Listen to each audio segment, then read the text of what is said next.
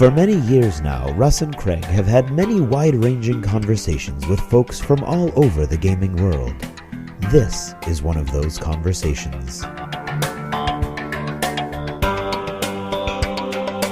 D6G, the Lost Chapter. So I just want a pint. That's all I want. A pint of what? Is a pint, like a pint, a pint. Ice cream? You want a pint of ice cream? A beer. Oh, a beer. A pint of lager. A pint. Oh man, you're in England for 4 days, and all of a sudden it's like you're English or something. Hey, who's that guy laughing at us? Oh, Paul. Hey, Paul. Very impressionable, aren't you? I am. I quit. I form patterns quickly. Paul Shoemaker of No, Captain Con fame. That's close enough. Okay, Paul. That's Welcome. close. Yeah, I like the slight Irish accent you tried there too. Yes, the keyword being tried is what I heard. So Paul, I didn't. Oh, okay. Paul, I got to get the needle in. Yeah. Hey, Paul. Paul Shoemaker, of course, of New England Privateer fame, and also, of course, Captain Con. Paul, what are you doing here in Dunkin' Donuts tonight? What can I buy you? A coffee, a donut? What's your favorite donut? sadly, they don't have pints. No. Well, yeah. I mean, a pint would be nice, but No, they sell coffee by the quart though, so that'll work. Oh, there you go. So I have to watch my own figure, but I've got orders from my pug to bring back a plain donut. You know, the little the little wake up wrap's only 170 calories, so if you're looking for something light, that'll work. That's true. Yeah, see, What's only what? the wake up wrap? The wake up wrap's only The way? Oh, that is yes. My son loves the wake up It's wrap. very small, but it's a tasty little treat. You know, get you by.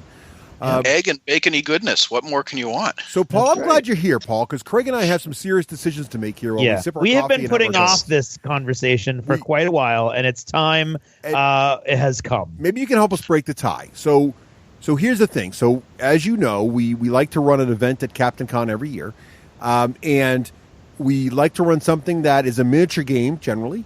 We like to run it on a table that looks nice so people can really appreciate, especially for folks, we get a lot of miniature gamers, but it's also nice to get non-miniature gamers really kind of understanding and appreciating sort of the, what you can do with a miniature game. The possibilities, exactly. Right. And Craig, being an awesome terrain guy, usually makes a fantastic table or some kind of really cool centerpiece. And then we each paint up a few models for the event and bring them down and play the game.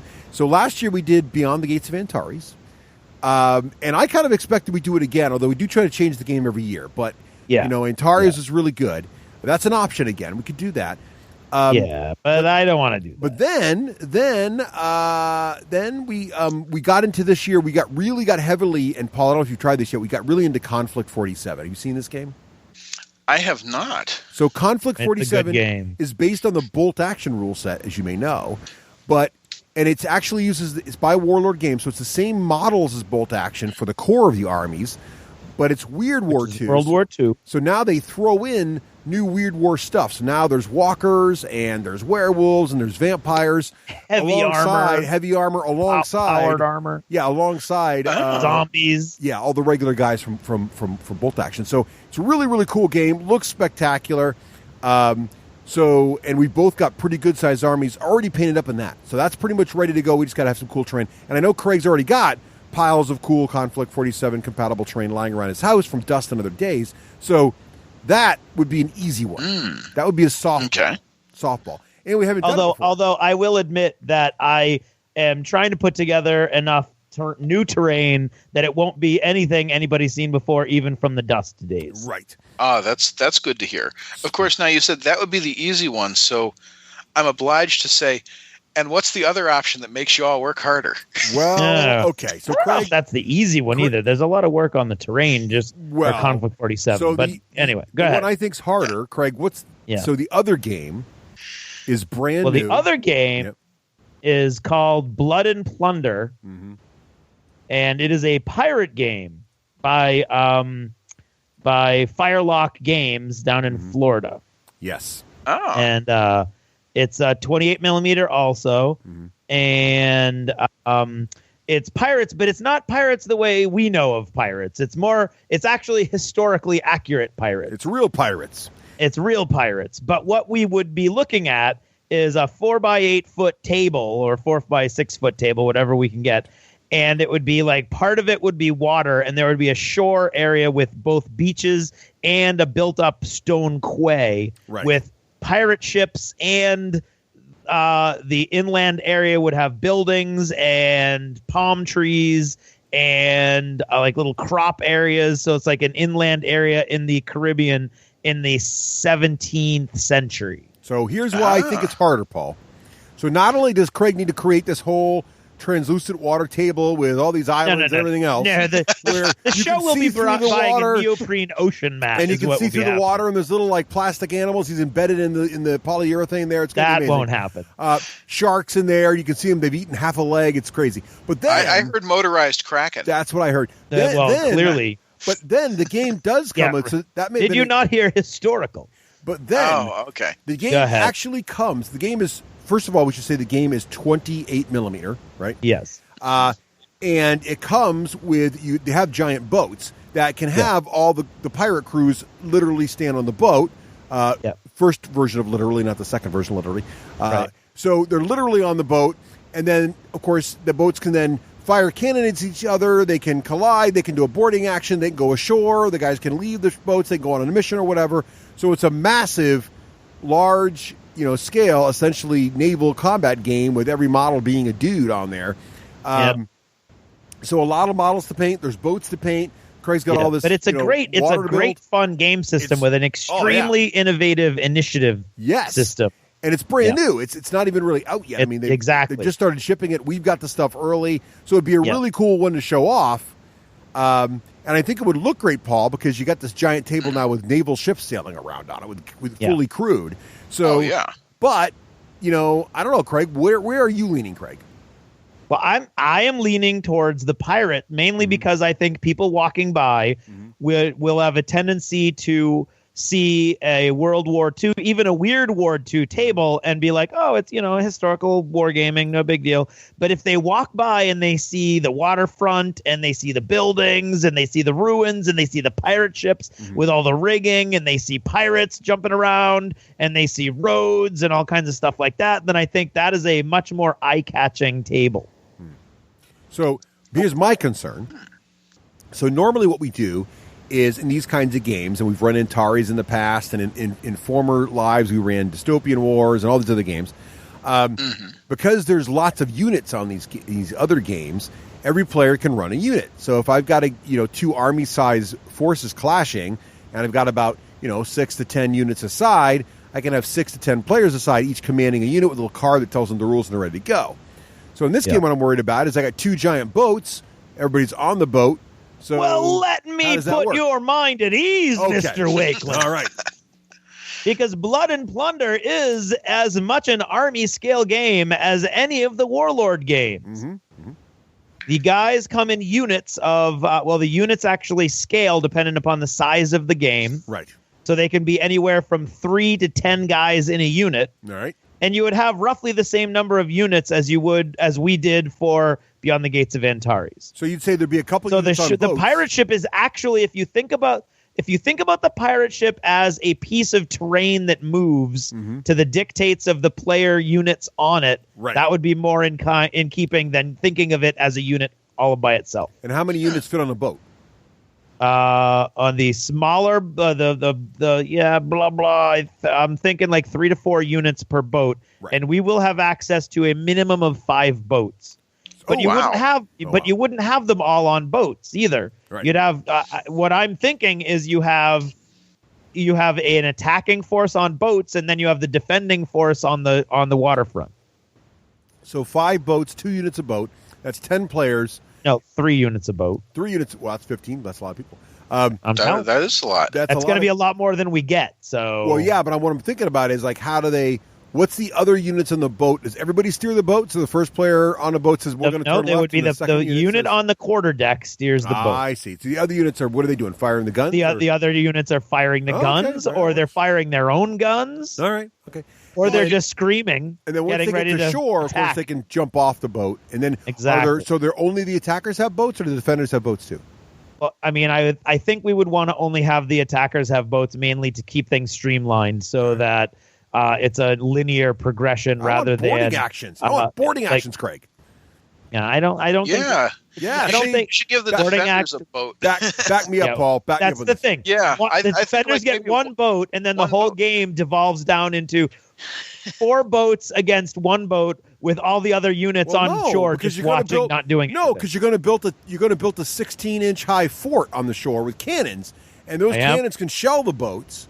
Uh-huh. While there's Yeah. another boat defending. So you got a boat And- and a fort against 4 boats. That's what I'm thinking. And if the attacker's objective is on land, then yeah, basically you've got a fort and one boat. boat that's in the harbor. Yes. Well, defending first of all, the there's harbor not from the going to be a attackers. fort. See what I got to work with here, Paul? It's no ridiculous. fort. Darn. No fort. Well, I'll I- tell you, if you want to go down to the hobby bunker and spend $400 of D6G money On a that we fort? don't have on a ready-made fort, then I say go for it. Well, this is why we're okay. back to Antares. No. So What's that? Okay, so you're saying there's 4 boats attacking and no boats defending. You are saying there's 4 boats. I do have to say I'm impressed that does this mean you all single-handedly funded their Kickstarter if you've got access Yeah, to this much well, stuff? No. Well, they were very, very kind to us. They were, yeah. And at Okay. Gen Con, they gave us 2 boats Yes. and 2 full armies. And then they shipped me another army because they heard me talking about it on the podcast. Right.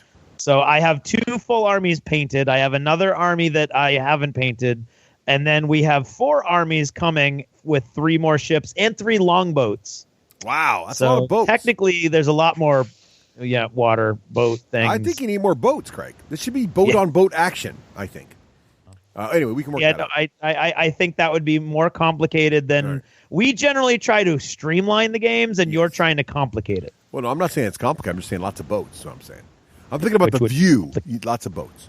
Anywho, Well, we could do that with just having them as terrain in the harbor. That's true. I think that's true. Well, it'd be kind of cool, even if they can't move. The defenders could run on board and fire the cannons. That'd be kind of neat. Right, because all those ships just sort of hung out in the harbor with their cannons all loaded and ready They to go. should. No danger there. None whatsoever. Well, All right.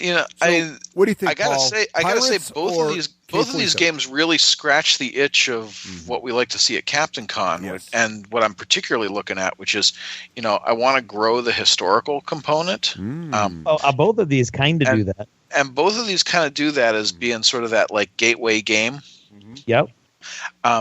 So I like both of them, and I absolutely hear what you're saying, Craig, as far as the visual of the ocean and the boats is going to make people stop. Yeah, that's what I think. On the other hand, because I like to, take the position of devil's advocate, like the Conflict 47 table would look very much like a World War II table, but it would have really cool weird war terrain on it, like some mechanical things and some things like that. It's a missile, like rocket emplacements and things of that nature. So, okay. So either way, it's gonna it's going. People are gonna notice it. But I do think that the pirate table will be more noticeable. And in case it matters to the logistics, just so you know, what I've got for you guys in the room layout is a 4-foot by 12-foot stretch of table right there in the main hallway, basically right outside convention registration, just like that is perfect. Perfect, Yes, Paul. You the man. That is exactly where we want to be. We don't want to be shoved into some back room full of somebody's third-rate tournament. We don't want to be off on some patio somewhere where no one can see us. Yeah. No, these are like old stories, old wounds. We don't want to have no table whatsoever, so the War Store has to give us a table. Although that was very nice of them to give us a table. Yeah, they're very nice over there. They're very, very nice. Well, if you really want some nostalgia, I'm sure I could find some space in the basement or something. Right. But No, we've had enough of that. I think it's good. So You mean back where they used to shove 40K? No, we're good. So we don't have a decision, though. It sounds like we're still torn. So, No, well, what do you like? You haven't given your opinion, Russ, other than trying to make this particular project so bloated I give up on it. Well, no, which I think tends to like lend itself to an opinion, but I don't know. And the problem is, of course, that my opinion keeps getting swayed between the difference between what you can really do versus the scope creep that Russ is putting into it. Well, right, exactly. I think the with problem. Conflict 47, it's easier because we both have 2 painted armies that if we did nothing else with, we still have enough stuff. But I would definitely do more with it. So I'd get my tigers done. I'd get my more werewolves done. I'd get more zombies done. I could easily have a quite large army, which I want to do anyway. So that would all be fantastic. And then I know you already have a chunk of terrain, so you'd just be adding a few pieces that would really make it into Weird War. And I think it could be at a level that would look really spectacular without being super crazy amount of work. So with the pirate game, I think it's a lot of work because we don't have all that stuff done yet. None of the miniatures are painted, at least, or I haven't done anything with them. And then we have to build the terrain, unless you've got a water table half done someplace. And then we have to figure out the rules too, which we always have to do anyway. But so it's just definitely, Comic 47 is definitely easier. It seems to me it's easier. So it really depends on, and then we don't own everything yet. So we're still waiting on stuff being shipped, and we don't know the timing of that'll be. So I'm a little nervous about the pirate game because there's just a lot more unknowns, right? And I haven't even played the rule set. And I also know the conflict. I mean, I know the Conflict 47 rules solidly right now. So, and we'll play a few more times between now and then. So there's no learning of rules there either. It's just making some quick reference stuff up. So it's really a matter of how much bandwidth do we have. So you're a coward who wants to take the easy way out. Well, I'm just saying. I get it. It depends how much time. I'm shooting straight for the subtext. I get it. I'm picking it up. I'm picking up what you're putting down. Yes. I'm saluting what you're running up the flagpole. I'm saying there's one that's guaranteed. I'll eat the spaghetti off the wall. I get it. So, but I guess the question is, do we have the bandwidth to really do the pirate game in the time period we have? That's the question. Well, I mean, to be honest, it's a lull in my schedule right now. I only have one entire novel to edit, one novella to write, one fantasy module to write, and 2 novels to rewrite, so they're retconned into some new timeline. So I've got all kinds of time in my schedule. And you only have 2 holidays between now and then, too. Right. That's right. And it's the first weekend in February, so really, after Christmas, you got exactly a month, pretty much. Right. Yeah.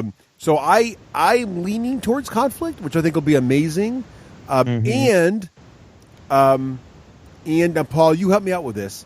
I think Conflict 47 will appeal more to the kind of gamers that are going to be at Captain Con than the pirate game will. So I think the pirate game will attract people to see it, but I think they'll be less likely to buy it there because they're more used to... Well, nobody's going to buy it there because it's not going to be available. Well, that too. Whereas that's another point. With this, they will go over to... some number of people, because it always happens, the War Star always asks us, what game are you demoing so we can bring extras, because it always sells out. So we'll help the vendors there too, because anybody who's going to be carrying conflict stuff or bolt action stuff is going to have a nice... Now, I just want to point out to anyone paying attention out there, are you seeing the multiple avenues of persuasion Russ has been trying to use this entire segment?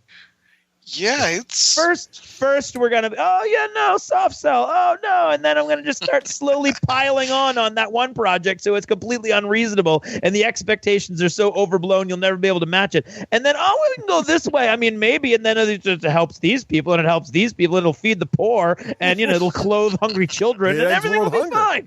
Somebody was in debate club, weren't they? Yeah. Somebody's ticking off a lot of boxes. So, Craig... So how do you feel about pirates still? So Paul, how do you feel now? So here's what I'm thinking, gentlemen, is that Blood and Plunder really hits my visual. Like, absolutely, I could see, like, that fits, it fits sort of well with the theme. It would, in my mind's eye, it would look stunning. It is Captain Con. That's where this is going. It is Captain Con. There's a butt coming, Craig. Yeah, there's a big, giant, fat lady singing butt is what I think is coming. I am concerned about your time to pull it off, but that's, I leave that in your hands because, it's what you can commit to. But more my concern is how easy are the rules to teach for somebody who's casually walking up and might spend a half an hour pushing a unit around and then get replaced by somebody else who's gonna walk up, because that's been my involvement in the games that you guys have run in the past. Is usually I'm taking over for somebody who's got to leave, and then I get dragged away, and somebody else is taking over for me.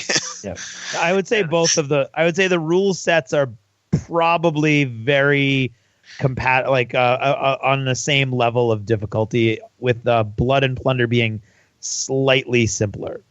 Okay. Blood and Plunder is a D10 system, so it's a lot more like Beyond the Gates of Antares as far as the shooting goes, and most of the other stuff is kind of baked into it with a lot of there's a couple dice that follow your unit all around and track your fatigue, and a couple other things that are used to do multiple functions in the game, such as combat fatigue, but as well also suppression and things like that. It's all done with like one or two mechanics. So yeah, I would say both of them are roughly the same as far as technical difficulty I think goes. they're not complicated, but the one thing we should say is Conflict 47 is based on the bolt action rule set, and so is Beyond the Gates of Antares. So they're essentially identical, D10 except to for a dice. D6. They're the So they'll be if we're able to do it with the Antares. Yeah, and I'm familiar with bolt action, so I know that's pretty streamlined. Right. So then, to play devil's advocate against Conflict 47 is, does it have or and if it does, do you have that visual punch centerpiece as far as Blood and Plunder's got the boats, and I don't know, does Conflict 47 have that sort of equivalent of if this were 40K, there's a Bane blade on the table, and everybody's got to stop and see the great big tank. Well, I mean, there's a tiger on one side and a Pershing on the other. Well, those are two pretty big tanks. What you're going to see is what I think what happens with Conflict 47 is you look at it. Ooh, the walkers are huge. And that's right. So you see the tiger and you see the regular infantry, and they're like, wait a minute. There's werewolves there? What? There's walkers in there? Wait, there's giant walkers and little walkers? And I think it'll be kind of like Antares, where you won't immediately know the game unless you know it. And I think then what will happen there, too, is Craig's terrain will be crazy, and that'll also... Craig's terrain's going to be crazy in either of the games. But I don't know about crazy. It's not going to be crazy. The big advantage that I think Pirates Blood and Plunder has is that it has actual captains in the game, which matches your theme very nicely. That's true. This is true. So I was thinking that, and it's also got the brighter color palette. Probably, yes. Which slightly, not really, because I painted them very realistically, so they're very muddy. And Craig put stripes on all the pantaloons, so that was a lot of work, but it looks great. That is not historically accurate. I don't know. I will tell you that I did not put any stripes on any pantaloons. I'll tell you that much. Not when I was painting 50 models at a time. Are they all done? Yeah, that's a bit much. Did you finish all the guys? I finished the first two armies, yeah. Oh, nice. Sorry, good. Sweet. That's so I don't know. We've only got impressive. We've only got 5 more armies to go. But I think in the same time you've done that, I've painted a third of a butcher team. that was the week after I got back from Gen Con. I painted all those models. Oh my God! Since then, I've done pretty much the equivalent of 3 bolt action armies. Don't even ask how many Conflict 47 guys he's painted up. It's like my Conflict 47 U.S. army is it's at least 3 standard tournament sized armies. I think that's the other thing. We could, if we fielded everything we got and I finished up all my stuff, we'd also have it would also be eye catching because there'd be a lot of stuff on the table. It'd be a pretty. It'd be like, and that's gonna look cool. It'd be like 40K size or more. Really heavy. 2,000 point armies. Especially if we've got a big giant table. Yeah, right. With a big giant you table. have a big giant table. Yeah. So I think they're both going to be visually stunning. I think the pirate game's obviously more unusual. You only see those kind of things at like Gen Con and the special events. But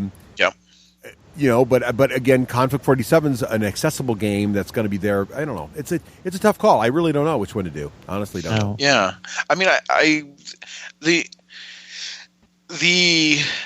event organizer and business person in me says I like the idea of a game that we can point people towards the vendors who are there at the show and say you can go buy this over there, because that makes them happy and that makes me happy. Because that's true. I like when they smile and say we'd like to come back again.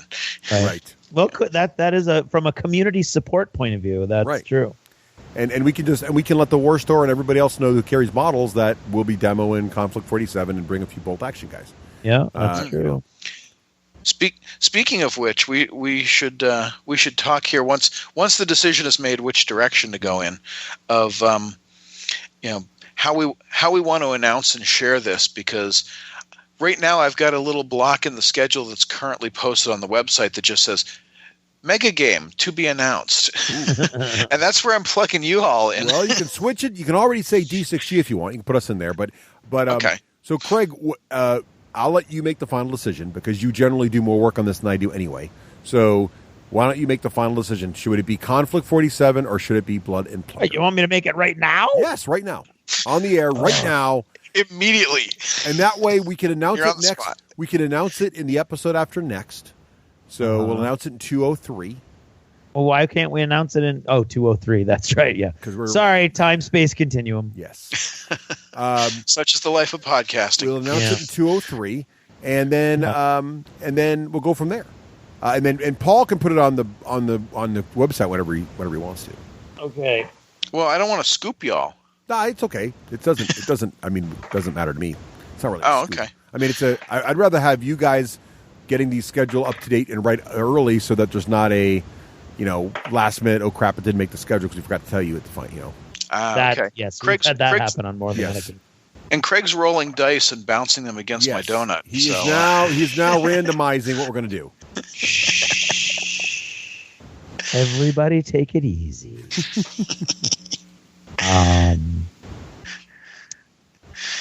Conflict 47. Conflict 47. There it is. Okay, so we'll do Conflict 47.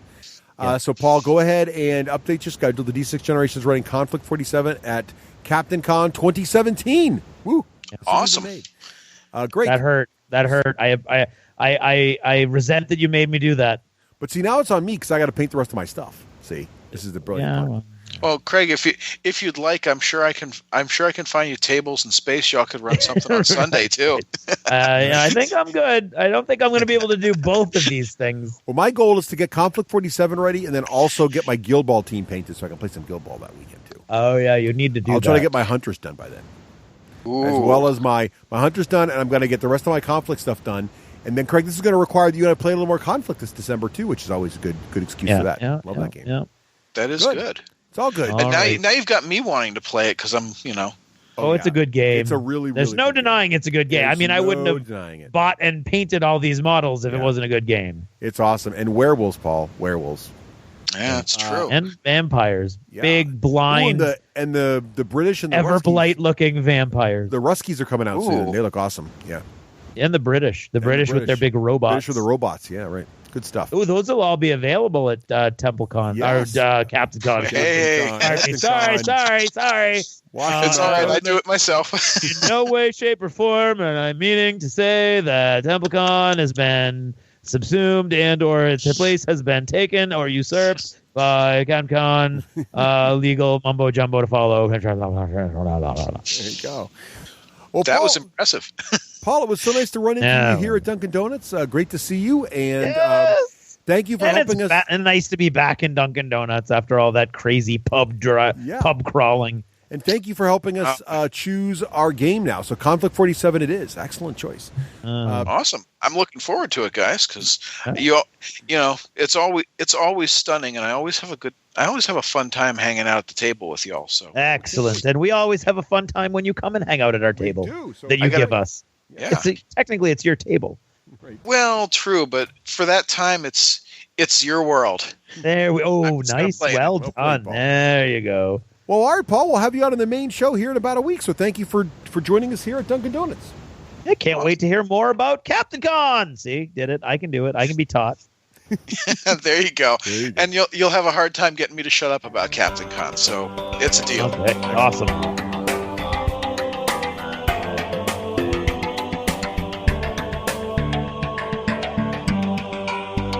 Thanks for purchasing a D6G Lost Chapter. Supporting the show helps it grow.